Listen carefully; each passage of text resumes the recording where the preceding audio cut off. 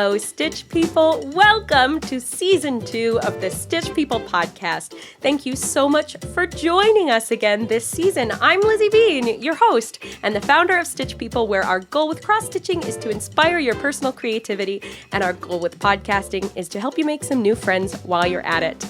I am so excited for Season 2. We are doing our interviews more in real time this year, so this interview was recorded just a couple weeks ago with Andrea Emslie. I am so excited for you all to listen to this conversation.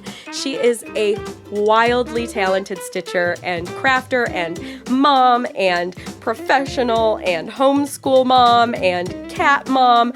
She does so many things. The more I got to know about her, the more and more impressed I was. So please enjoy this conversation with Andrea, and can't wait to have you on for the second season of the Stitch People podcast. I can't believe it. I'm so excited. Okay, let's go hear from Andrea.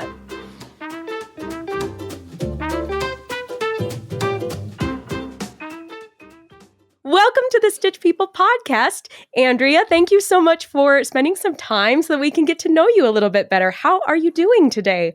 I'm doing great. I'm so excited to be here and chat with you.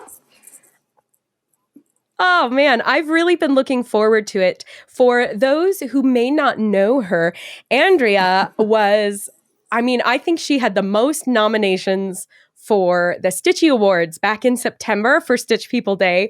She has a tendency to go all in and all out on anything she stitches to a wildly impressive degree. So I was telling her before we officially started recording that I have so many questions and I cannot wait to jump in. How does it feel, Andrea, to be a, 10 times over Stitchy Award nominee? I think you got 3 honorable mentions. Was that a surprise? Yes, because there's so many other amazing stitchers out there also. And so it was just an honor to be with everybody and be recognized just for something that I do as a hobby and that I love to do in my free time. Right. So that was very cool. Oh, fun. If you had to pick one, what would you say is your favorite Stitch People project that you've done to date? Well, absolutely the one for my mom that I did get the Sorest Fingers Award. I did the 31 of us plus 20-something animals in this big, tall scroll. So that was definitely my favorite that I've done. How many family units was that? So for those who haven't seen it, and we'll post a picture in the blog so that everybody can see what we're talking about, but there's, it's a big, beautifully, it's like a vertical oriented series of portraits. How many were there as a part of that? Do you remember exactly? Yeah. So there's 7. At the very top is my parents and their wildlife. And then I'm the oldest of 6 siblings. So each of our 6 siblings. And then wow. Okay. So parents and wildlife. Yes, I love that. And the 6 siblings, not just the siblings, but siblings with spouses and kids and their wildlife, yes. all these family portraits. Yes. So cool. Oh, man. Yeah. And you did get the sorest fingers for that for sure. And then I did go ahead and stitch each of my 5 siblings their own family portrait also, and gave that to them at Christmas time also last year. So those went really quick because I had already done it once. So that was not a big deal. I'm sure psychologically it felt great to just be like, oh, one family and it's over. Thank goodness. So you essentially stitched all those family units twice though. Yes. Yes. Oh my gosh. Yeah. Sorest fingers. For sure. Oh, that's great. So tell us how long you've been stitching. Oh, goodness. So I would say I've been stitching with some sort of needle and some sort of thread probably since I was 8 or 9 years old. My grandma was always very good about having knitting or crocheting. My grandpa built beautiful doll houses. And, are you still there? And so... Oh, yes. She would teach us knitting and crocheting. I really never learned how to crochet. And then I would cross stitch with my grandpa and do needlepoint. I made this huge handmade quilt that I started with my grandma when I was 15. She never saw it finished because it got put away for many years, but it was fun. And then in 2018, I was leading a junior high and high school scouting group. And one of the badges we did was needle arts. And so I found just a family pattern. It wasn't Stitch People. And we did that as our project. And then for several years after that, I made family portraits for everybody, but it was very basic because I only had 2 or 3 different choices for mom and like one choice for the kid. And then Sure. when the pandemic hit, then it's like, okay, now we're all bored. And my daughter wanted to do something more fun. She'll be 21 next week. So she was 18-ish, and we ended up getting a whole bunch of big patterns. And I think just from searching Etsy and all kinds of stuff on my Google, because you know how the internet does that, I all of a sudden started getting all these suggestions, and Stitch People was one of them. So I found you guys in July of 21. So my big family portrait was actually my first official Stitch People portrait, but I had been stitching for years. So I love that. I love that. So the pandemic, I think, what a wild time. You said your daughter was 18. I can't imagine being that age during that time. It's one thing to be like a relatively well-adjusted adult who like had a workflow already. Spencer and I already worked from home, so it wasn't a huge adjustment. Right. Did your daughter, I mean, would you say that like the two of you kind of coped through crafting, or was it just sort of a way to spend the time? It was just something to do. That was her senior year, unfortunately. Yeah. She graduated in June of 20. So that following summer of graduation did not happen how she had planned. So by the fall, she's a big theater kid. And so she was planning to do all these adult theater, not adult, but, you know, be in the big time local theater stuff. And it just wasn't happening. So she's like, all right, we're going to cross stitch. And so I taught her really how to do it. And she picked the biggest piece on the planet we call it the legacy piece. It will never get done. It's a, 36 by 36 full coverage. So I took it over, and I pull it out maybe every 3 or 4 months. Oh my gosh. What is the content of it? What's the picture? It's a map of Disneyland. So it's very cool. I can see why she picked it though. Yeah, it's very cool. Definitely. But those big ones. Yeah. So after she chose that, we invested a lot of money in the proper supplies to be able to handle a piece of fabric that large. So that was fun. Yeah. Oh man, what a feat. I think you will be well deserving of yet another award whenever it is that you finish that. Because wow, I mean, just the idea of it, I'm like, nope, no, thank you. Yeah, we'll connect in 10 years. Stitch People is to avoid all of that. All of that. Just like a little weekend project and be done. That's what my brain can handle. I love that. Well, Andrea, tell us a little bit more about you. Where are you from? And tell us about your family. What do you do? Where'd you grow up? We want to get to know you a little bit too. Okay. Well, I grew up in Chatsworth, California, in the San Fernando Valley. And my husband and I got married 26. We've been married for 26 years, together for 30. And we moved all the way to Simi Valley, 7 miles away. And we've lived there ever since. So we're just about 30 miles north of Los Angeles. So we love where we live. It's a good hub. We can go to the beach or the snow or the airplane or the mountains or wherever, Hollywood for theater. And it's just great. So that's where we live. We have our son. That's why that area is so popular, right? You have it all, literally. Yes. We have the choice of doing it all. And then, like I said, we have a daughter. She will be 21 on Monday.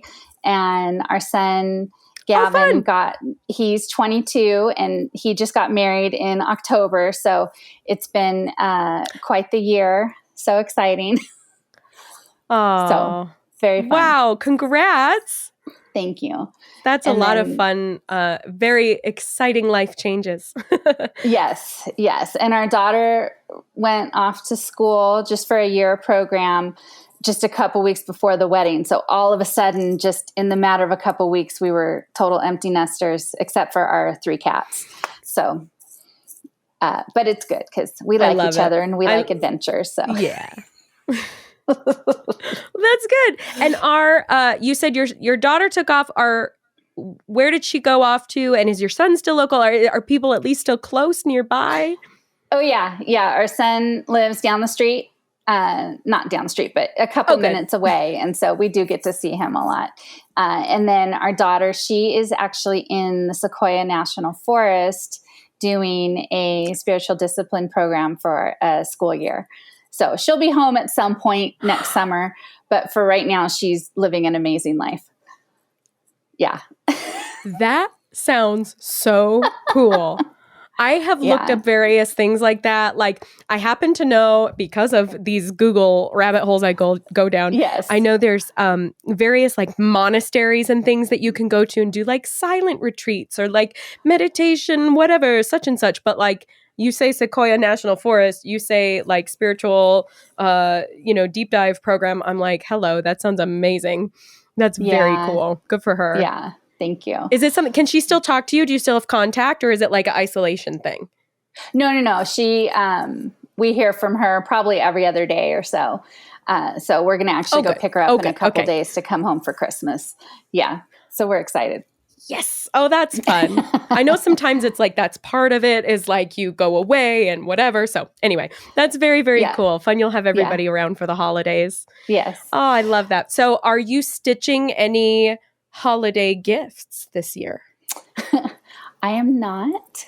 I decided this year that I would stitch all of my family's birthday cards, and November and December hold about 15 birthdays. So I did that instead of Christmas stitching, and everybody has stitches from me, so I didn't feel like I needed to make one for anyone. I concur with that assessment. Oh my goodness, you are so ambitious. Okay, so here's my question. Because I feel like you're one of those people who I follow on, I follow you on Instagram and see your posts on the Facebook community and such. And I feel like you're always posting like, oh, I finished this. Oh, I did that. Oh, I finished this. How fast would you say you stitch? Because I think I am probably a slow stitcher. That's my just personal assessment. We'll judge it by this. If I have a straightforward stitch person character, let's say kind of like an average height, we'll say woman with long hair, jeans, t-shirt, maybe a couple like color changes for the top, some sort of pattern or something, and just like a cross-stitched hairstyle. How long would you think that would take you to stitch? For me, I would gauge probably, I always say at least an hour for me per person, maybe 45 minutes if I'm in the zone. How about you? How do you know about how long per character it takes you to stitch? An adult, probably between 2.5 hours each, just because I do lots of details on them. You do. I do. So you do. Okay. So this is sort of in line. I would say if it's a big detail character, I would be similar. So for sure. My guess is you just jump in with both feet more than I do. I always get in my head about how many projects I have going on, and then I take breaks. So are you stitching every day, every night? How often do you stitch? I try to stitch every night. I do have a full-time job. I'm in the car business, so it can be anywhere from 35 to 60 hours a week. And then at the end of the day, for sure, I try to stitch 2 or 3 hours. I'm a total night owl, so if I was allowed to stay up till 12 or 1 every night stitching, I probably would, but I try not to. Wow. I am so impressed. So you are putting out, oh my goodness, 15 birthday cards, or let's see, you said there were 7 families plus 6 additional. So you essentially did 13 portraits last year for Christmas, and you're working a full-time job. And I know you said the car business, that's Christmas time's busy. You're pushing inventory, right? Yeah, I'm more on the office side. So it's a family business. Well, still, Christmas is busy. Yeah. So more end of the year, end of the month. Okay, I'm officially impressed. Oh, thank wow. you. Good for you. So it's just like you said, it's something you love. Yeah. I definitely do not. I love that. Sell. I think I've actually only sold maybe 3 total ever, just because that's not why I'm doing it. And I do not create patterns. I open the book and I start stitching, and whatever happens, happens. So I don't have anything to present someone, hey, this is what I'm going to make you. Does that work? I work on a computer all day. The last thing I want to do is create something on the computer to then do something I like, because then it's not fun anymore. So it's definitely more just for the fun of it. I love that. That is a pull quote from the interview, I would say, is doing, it seems like you have a really healthy perspective of why you do it. And that, it's the time you're off the computer, you're differentiating your work from your play, and to not really have any apologies for why you're doing it and how you like to do it. That I think that it can sometimes, especially in a very niche community, regardless of the size of the community, but when it's all about a niche thing like cross-stitch family portraits, it's very easy to psych yourself out about like, oh, I got to do the real hair, or like, oh, I got to do detailed clothes, or oh, I got to get one of those cool design programs on my iPad, or I got to get an iPad so that I can have one of those cool design programs. Like, no, you don't.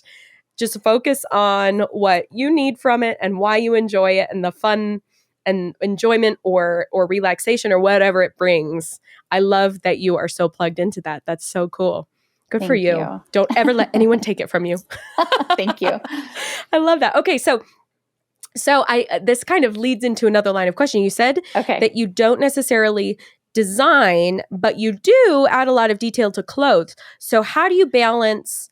Do you even do any like graph paper drawings or anything like that? Or do you just kind of go from the book and adjust as you're stitching to match certain people or outfits? Or do you just use outfits from the book? Like, what's your process with taking what's in the book and customizing it to a specific person? If I have a photo that is key 100%, I always have the book open on my desk. I flip to the page where it would match enough.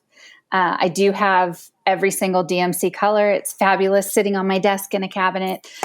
So I just pull open the drawers and start stitching. And like I said, if there's... I love that. I'm not good at drawing. So I like the option that that part's already done for me. And then I can just add all those little dress details and flower details, or change the hair color, mix and match heads.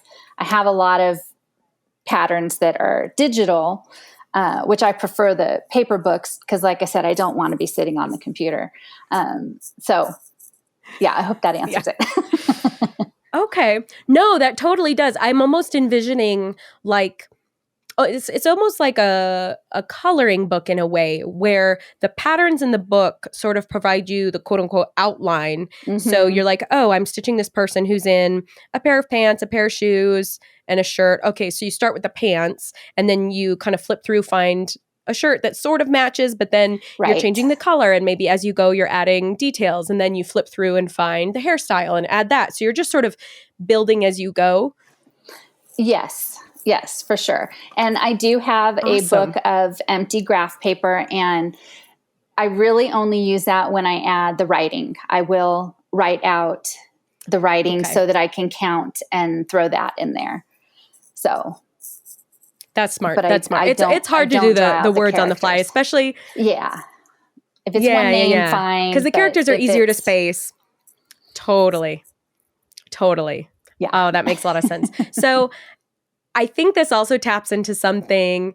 Do you ever get overwhelmed, or when you first started with Stitch People, did you find it to be overwhelming? Especially thinking through not wanting to use the computer and not wanting to necessarily spend too much time designing.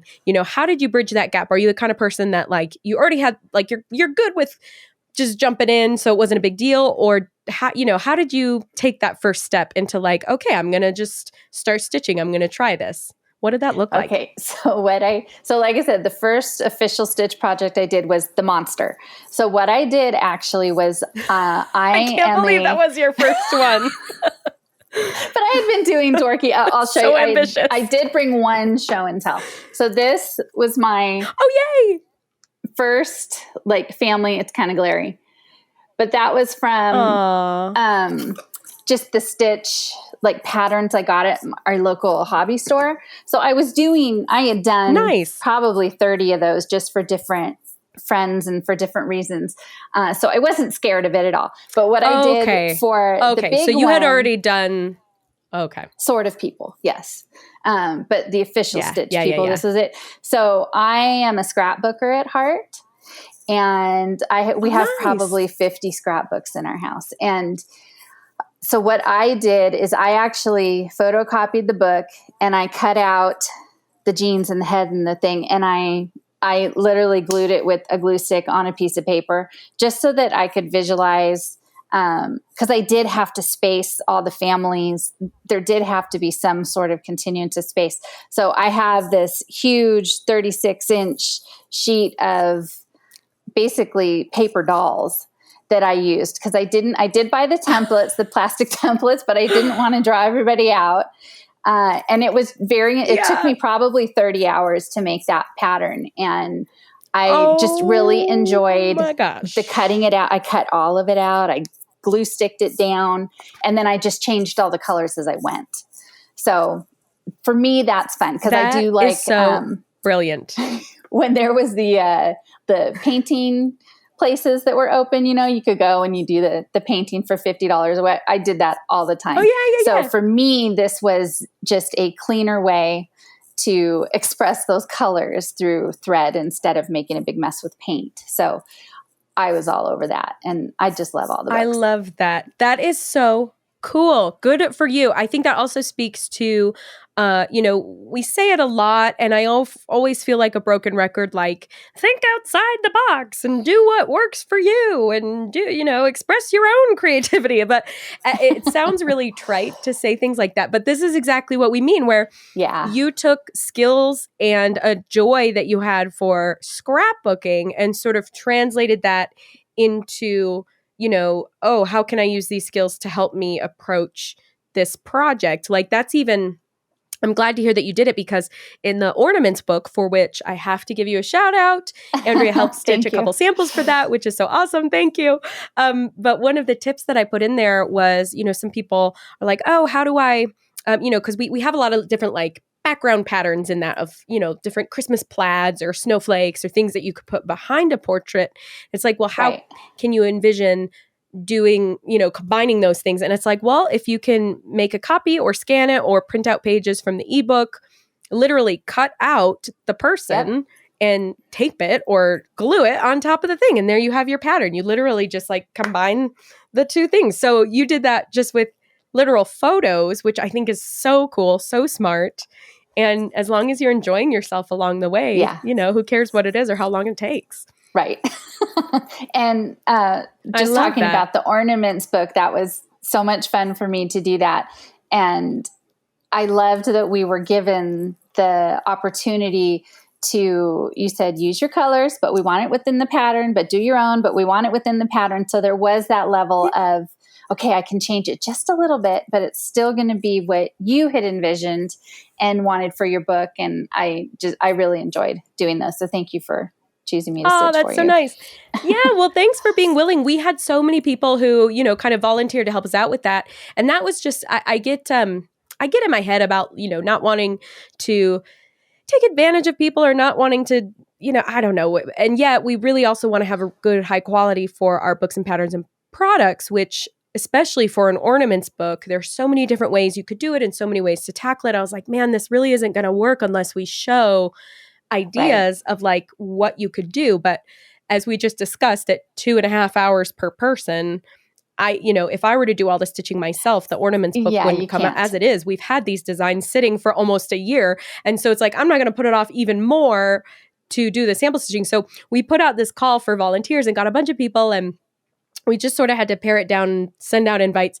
And yeah, the thing is we wanted it to look enough like the pattern displayed in the book so that someone could kind of see a side by side, like, oh, this is the pattern, what it looks like on paper, and this is what it would look like stitched.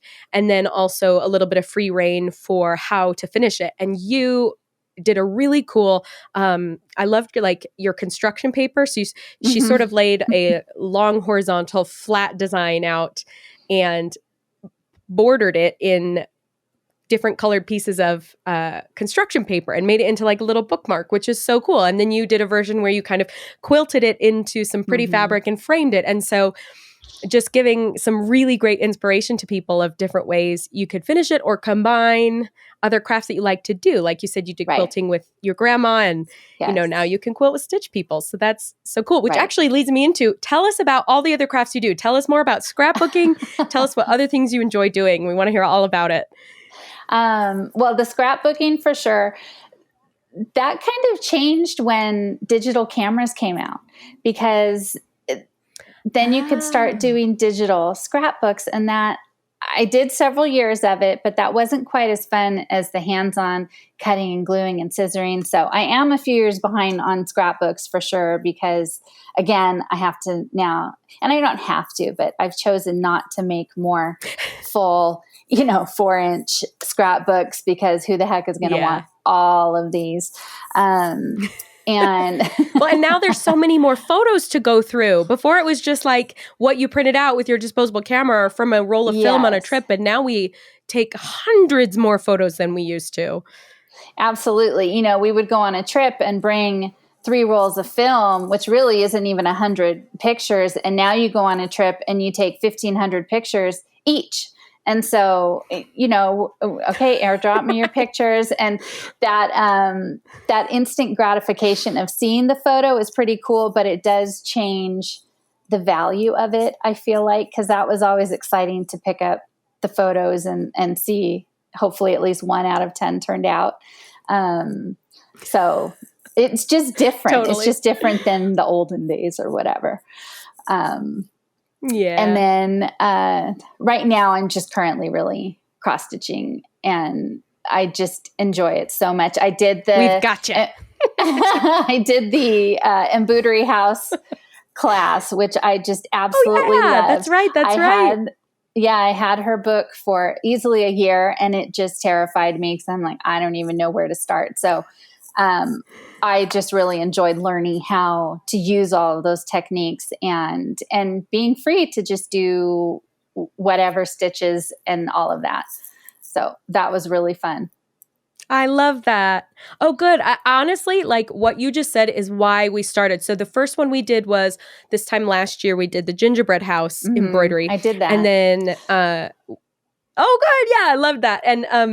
And it was literally just to address exactly what you said, because we've heard a lot of people will get the book, but then it's that feeling of like, oh no, where do I start? And the thing about the embroidery houses, because we get this for Stitch People a lot, why don't you have a Stitch People houses book?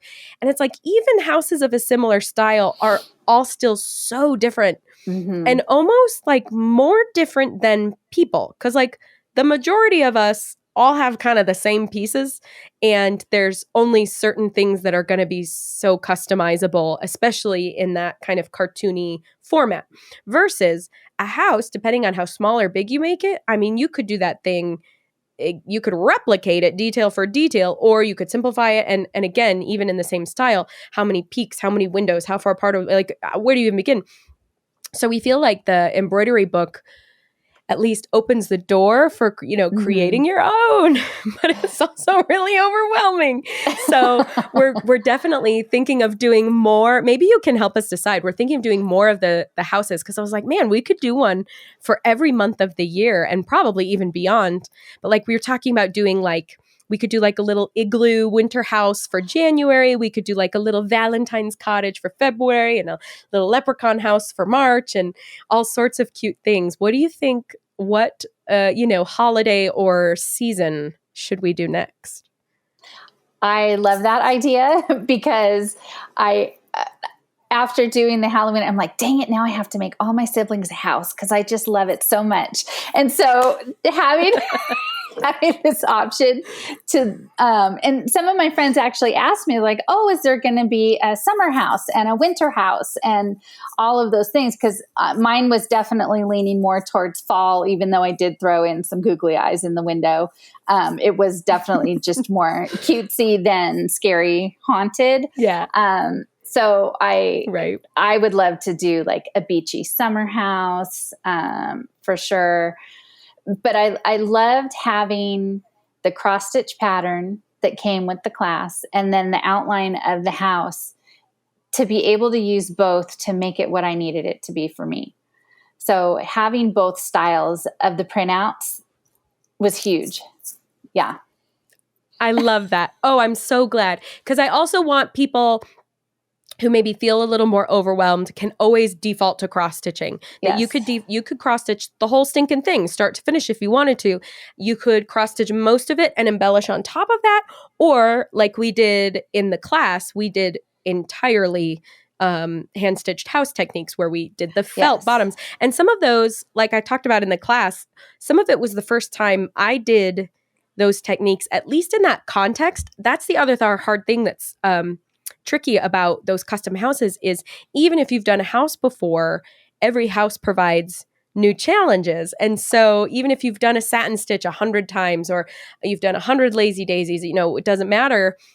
Doing it in this context at this particular scale for this particular purpose, like it's always going to be a little different. And I undid my roof that I did because I didn't the way that I tackled it. I had all this fuzz from the felt, so I undid it and I redid it, and and I'm the one teaching the class. Like, and I think it just helps people feel like more of an equal playing field. That like, oh yeah, we're all just kind of figuring it out and doing what works, especially on such a customized scale. But I like your beach house idea. I think that's what I've been leaning towards. Is like, what if we did like a fun summertime July? We could either do like a little pool house scene or like a little beach house, like those cute California beach houses on stilts, Yes. kind of a, walk right out to the sand. That could be so fun. Yes. Now I'm percolating. I love that. Well, okay. You're in California, so it sounds Yes. like if you had to choose, are you a beach gal versus like 100%. a mountain? Yeah. Yes. 100%. Ocean is your vibe. Yes. Yes. I love that. I love that. I think, okay, now I'm brainstorming in real time because a beach house lends itself to, I've wanted to experiment with and then pass on whatever the heck knowledge I can acquire, the watercoloring, the Aida fabric. Have you seen this? Have you tried it? I have. I've done it. It's You've done cool. the watercolors? Okay. Any tips? Okay. So I have not, I've used the watercolor pencils on a beach scene, actually. It's in my Instagram somewhere if you search for it, but I did not wet them. I didn't wet the watercolor pencils. I just used them straight because it terrified me. So I think, and I did sort of practice on some Aida where I did wet it and it didn't change it enough to where I really wanted to commit to doing the whole thing. I think you would definitely need to use more of a straight watercolor with a brush as opposed to a watercolor colored pencil, if that makes sense. But I really did enjoy that does make adding sense. that extra color to the Aida to not have to fully stitch the whole ocean and sand. Exactly, because it provides color blocking. You could do green on the bottom, blue on the top. You've got a little meadow. You could do tan on the bottom, blue on the top, or even if you did like tan, a little bit of blue, paint a strip, and then like you could do a sunset sky just to get sand and water, and like you said, without having to stitch for slow stitchers like me who don't want to stitch for 100 years to get sand. I mean, can you imagine how many French knots if you did like everything? It'd look cool, but who's got the time? I tell you what. Oh, I love it. No, that's when you do a half stitch for sand and you just, Yes, exactly. And which looks cool. I've seen people do half stitches for sand or for sky, and it similar to the watercolor provides the idea of yes. And it's amazing what brains do to fill in the blanks. When you look at something, it's like, oh yeah, that's a sky, that's the beach. It is what it is. We're smart people here on this planet. And I feel like that's part of why I love Stitch People, because obviously we don't walk around with just a square little arm and a square stump at the end of our hand, and the square jaws and just all of it. We don't have X's for eyes, but it's that we know what it is. We know that representation. It's like getting your character drawn at an amusement park. You know what it's there to represent, and so I am not hard on myself ever. It's good enough. They'll know what it is. And it's from the heart, and it's just fantastic. So, preach. Let's shout it from the rooftops. I love that approach. That's so true. Absolutely. And especially if anyone's new to Stitch People, or if any beginners are listening, absolutely remember what Andrea just said. Like, it's so easy to think and psych yourself out. Like, are they even going to know who it is? Of course they're going to know. The second all of the hairstyles and hair colors like loosely match something that's familiar, and oh look, there's a dog and just the right colors, and we're in, oh, that's the shirt that I always wear. I mean, they'll know. Yes. They always do. And it dawns slowly over time too, of, oh my gosh, you got and you added, and oh my goodness, it's such a fun feeling, and just like trust the process. Yes. I love that. Okay. So if you had to give advice to a new stitcher, what would you say your number one advice would be? Would it be kind of that idea of go easy on yourself, or, a particular place to start? What's kind of like your biggest, having made so many portraits, what would you say you would want to tell newbies? I would say what's very important is to have the right tools. I used to sit on the couch, and it was awful. I dropped a needle all the time, and my poor husband crawling under the couch helping me find needles. So I now stitch at a table. I have a designated spot. I have my box of skin, hair, and jeans always out. It never gets put away. And then I have my tower of colors that I know where to choose from. I have a great light. I have proper glasses that I wear. And then I would say, if you've never done it before, just do yourself. Stitch yourself first. See where you can experiment, and just love it and enjoy it. And if it's not fun, you shouldn't be doing it. Yep. If it's not fun, thank you so much for giving us a try. We'll see you never. You know what I mean? Like, I'm all about like pivoting. If it's not enjoyable, if it's not lighting you up, what even is the point? It's supposed to be a hobby, and it's supposed to be something to fill your spare time. So that should be enjoyable and fulfilling. Yes, but to the rest of your comment, I mean, absolutely. It's amazing what the right tools can do, especially for some reason I've noticed that some people starting out are like, oh, I don't know if I want to commit. I won't buy a hoop, or I won't just spend the extra couple dollars, because it really stinks holding loose fabric, and it really stinks not having, needles that are comfortable to hold and that you can thread easily. Like, just spend the few dollars if you can up front to at least get the basics. And then, especially if it is something you enjoy, man, good light, good organization, just having everything you need at your fingertips. It's amazing how you can feel delayed by I need to go out and get a new color, or I need to run an errand, and then 8 months go by and you still haven't finished, your thing. So nice to just sort of get it all up front. I love that tip. Part of why I enjoy it so much, and I'm able to do that, because I did spend a good year accumulating things that I really needed, and things that would help me, knowing that this is what I wanted to spend some free time on. Once my kids graduated high school back to back, and once they did, it was like, okay, I can, because I homeschooled them. So it's like, okay, I can rest a little bit now. And now I only have to work. And so I can add on my crafting back. And so my husband sits on the couch at night, and I sit about 12 inches away from him at my stitching desk, and we each have a cat near us, and it makes a difference. I love that. Well, and oh my gosh, homeschooling, that just as if we weren't impressed with you already. Okay, tell me this. I'm just gonna like divert the Stitch conversation. Tell me did you homeschool, K through 12? No.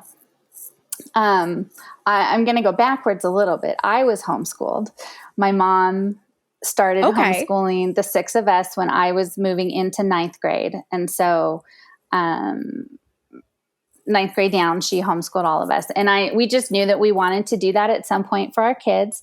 And we were very blessed. And our kids were in my mother-in-law's school that she taught at for years and years.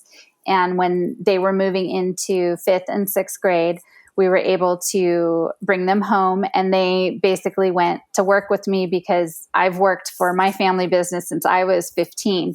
So it was just a good timing, and we had the place for them. So it was definitely a joint effort between my mom and friends and co-ops. And, I really don't like to take credit for homeschooling them because so many people helped, and I just sort of managed it. So they both did graduate from high school from homeschool. So it was just a special time. I love that. Yeah. That's great. I mean, because it does, what do they say? It takes a village, but it sounds, from what I've heard and friends who've been homeschooled or who've done homeschooling with their kids, that the most successful, it's more likely to be successful when you are plugged into a community that can help and people are sharing responsibility. But Spencer and I don't have kids yet, but we have these hypothetical discussions because we're us, and homeschooling has just become so supportive. There are these great communities. Yes. And I was listening to, actually just yesterday, a podcast interview with Temple Grandin. I don't know if people know her, but she revolutionized the meat industry. She made it more humane. And she's on the spectrum, and she was raised in the 60s before there were resources for that type of thing, special education and anything like that wasn't on the radar. And yet she had some really great mentors and just has come up this really cool visual free thinker. And she wrote this book newly called Visual Thinking, I think is what it's called. Okay. And in her estimation, one of the biggest takeaways is that public schools, to all of our detriment, have done away with hands-on learning. And she's like, we need to bring it back. We need to bring it back for people who think differently, like the home ec or shop class or ceramics, woodworking, these kinds of classes that kind of used to be more prolific. And that's one thing that Spencer and I have noticed too, or even he's a computer programmer, and we're we really want our kids to be able to learn to code. We really want our kids, if and when we have them, to be able to do certain things that, I love that you said hey, you took your kids to work with you and they get to actually learn probably math in a real setting where math is actually applicable. And it's not just these abstract ideas, but hey, we're balancing the books, or we're working on an order, or we're actually using math in a real life way. Right. I think that's just so cool. Could you see a difference from when your kids went from public school to homeschooling and kind of learning in real time? They were in a tiny private school. So we never were in the public school system. That was just for sure not for us in this area. And so, but they were still getting lost. And so that first year home was just sort of a detox year. It's okay, we're going to have a fun year. We're going to have an easy year. My husband had a really funky schedule that year. So at least once a week, he took them to an amusement park. We had passes to probably 5 different parks. And so we just had, it was just family time. And with our family business, I'm able to sort of make my own schedule and do what we need to do. And so my husband always says, I've always lived in a glitter bubble, and I really have, and I'm very grateful for it. And we've sort of passed that on a little bit to our kids. So, it's but not if a bad thing. If you have the means and Yeah, it's It's okay. not a Like you bad said, thing. especially if a student is getting lost, like that's not doing them any favors to No. set them up for success. So if you have the ability to give them more one-on-one attention, Spencer and I, when we lived in Southern California for about a year and a half, we were a 10-minute drive from Disneyland, and we would pop into the Okay. park almost every day, even just like for a half an hour. Yeah. And we often would talk about actually what a great place it would be to learn. Yeah. As a student or as a kid, that you could foster such interesting discussions from, I mean, sure, physics and mechanics and how does a ride work, but down to, you know, self-awareness and social things and people watching and how to manage your time, how to manage your money across concessions, how to manage, Right. you know, like there's actually quite a lot of learning that can happen in an amusement park. So before anybody listening is like, what? We went to an amusement park every week. There's a lot you can learn. Yeah, no, and we did do full-on book learning too. And we actually went to several physics field trips that Disneyland offers. And it was so much fun. And so those do exist. That's so cool. Yeah. I didn't know that was a real thing. It is a real delighted. I love knowing that. It's a real thing. Wow. Do you get to go like behind the scenes and see how the rides work? Yeah. And there's the art aspect of it. And I because the other one was. The Imagineering department for Disneyland is out of control. Like just the set building, the props building, the various special effects that they employ to make things look old or aged or fanciful, or I mean that's intense. Art, design, engineering, all sorts. That's so cool.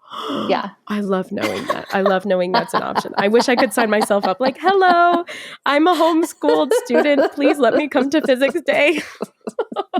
Oh man, that's great. Well, Andrea, we are already sort of at the end of our time together. Hey. I can't believe it. We don't have to wrap up immediately, of course. Before we do, one thing that I wanted to do last season that I sort of got sloppy with, but I think would be really fun for this season, is to bring back sort of rapid fire last phase of get to know you questions about some of your favorite things. So as quick as you can answer, as quick as things come to mind, I'm just going to ask, your favorite this, your favorite that, and we'll see, we'll try and get through a handful or two. So let's start with, what is your favorite book? Do you have one? Oh, no, not a favorite book. I love it's really bad. I love the Harry Potter series. I love young adult. Hey, I see nothing wrong with Harry Potter. It's a very enthralling storytelling. Do you have a favorite color? Red. Bold, powerful. Love it. Hey, the color of love even. Do you have a favorite food? Chicken Parmesan. You're a lady after my own heart. Favorite treat? Candy, dessert, anything like that? Chocolate, for sure. Just any chocolate. Yeah. Yeah. Milk chocolate. I'm the same. Anything, I'm like, Who could pass up some milk chocolate? Okay, how about, do you have a favorite animal? Cat. Oh, yeah. Well, you got 3 of them. Okay, yes, they're locked quick in the diversion, right and now. this is where I went wrong last season. Locked in. I was going to say, tell us a little bit about your kitties. How old are they and what are their names? I have to know. Okay, so I have Finnegan. He's 6 years old. And he's Maine Coon-ish, so he's monstrous, and he acts like a dog, and he would be right here hearing my voice. I can hear him crying down the hall, and he's awesome. He'll go out in the morning, and I'll call his name, and he'll come running back inside. And then we have Phoebe, and she is like blue Russian, so she's that smoky blue-gray, super soft, just a cuddle bug. And then we have, when we adopted those cats 6 years ago, a stray cat found our yard and she has become ours. And so she is currently in the house in the other room because it's freezing outside. Yeah. So we unofficially have 3, but officially have 2. Does the third one sort of come and go? Keeps her own she's independence a little, or has she totally adopted you? Oh no, she eats at our house twice a day, and she's gotten older, so she's been appreciating coming inside when it's cold and raining. Aw. Oh, I love that. Okay. All right. We'll do 3 more favorite things. This is what happened last season is we'd tap into a favorite thing and I'd be like, ooh, tell me more. No. I know. It's just too easy and fun. Okay. Last ones. We'll say favorite vacation destination. Hawaii. Ooh, good choice. Beach girl at heart. There it is. Mm-hmm. And do you have a dream vacation destination where you have yet to visit, but it's like next on your bucket list? We were supposed to go to Sandals in the Bahamas, I guess, Jamaica, maybe, I don't know, for our honeymoon, and we just didn't. And then we were going to go last summer, and we didn't because we knew our son was getting married. So at some point, I just want to go to Sandals. So it's still the dream. I love that. Okay, and last one, do you have? Yes. I know, it's great. And then do you have a favorite, we'll just say entertainment. So I know not everybody's into all the things. So do you have a favorite like TV show and or movie and or Broadway play, like your favorite thing to watch? Definitely live theater. My daughter and I go to New York each summer I love that. And watch shows, and we see everything at the Pantages. Do you have a favorite show? I have 2 favorites. Love that. So the first That's one. allowed. Okay. The first one is Hadestown. It is a Greek mythology story, and it's just beautiful, and it's clean, even though it's Helltown. The name of it's just a clean, sweet, tragic story. And then the other one, I think I would have to say, is Bright Star. It's by Steve Martin and Edie Brickell. It's just every time,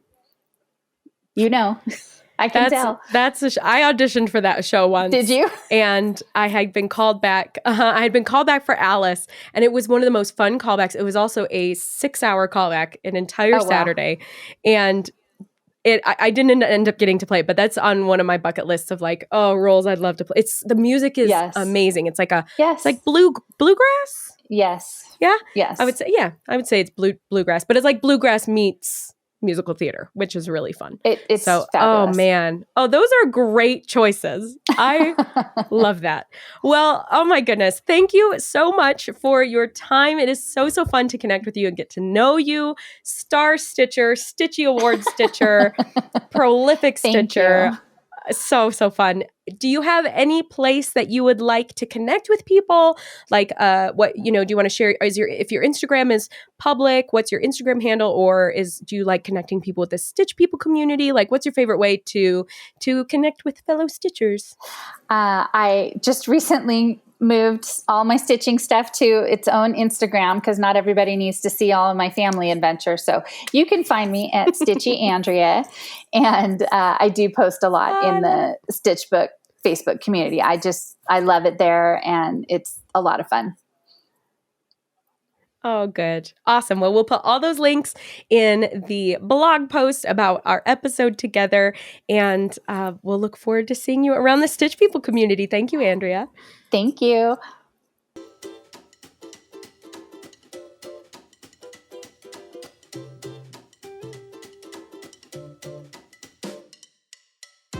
Oh, my friends. What a fun kickoff to this season of the Stitch People podcast. Thank you so much for listening and enjoying conversations with Stitch People like you. I do want to just let you know of some really great things we have going on this year. So we're fresh into 2023, and we've got a lot of cool, fun changes at Stitch People.